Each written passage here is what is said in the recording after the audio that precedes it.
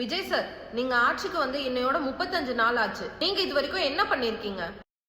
என்ன பண்ணிருக்காருன்னு பாப்போமா? 56 வருஷம் கழிச்சு ஒரு ஊருக்கு ஒரு மாற்றம் வந்திருக்கு. தேனி போடி நாயக்கனூர் கொட்டக்குடின்னு ஒரு மலை கிராமம் இருக்கு. இந்த ஒரு கிராமத்துக்கு 2 திராவிட கட்சிகளும் இது வரைக்கும் பஸ் சர்வீஸே கொடுக்கல. இந்த மக்களும் கேட்டு கேட்டு சலிச்சு போய் ஒரு கட்டத்துல விட்டுட்டாங்க.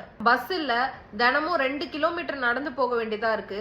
ஸ்கூலுக்கு போக முடியல, விஜய் மாமா பஸ் கொடுங்க அப்படின்னு சொல்லிட்டு இருக்கிற குழந்தைங்களும் அந்த ஊரோட மக்களும் ஒரு வீடியோ போடுறாங்க. 56 வருஷம் கழிச்சு இன்னைக்கு அந்த ஊருக்கு பஸ் போகுது.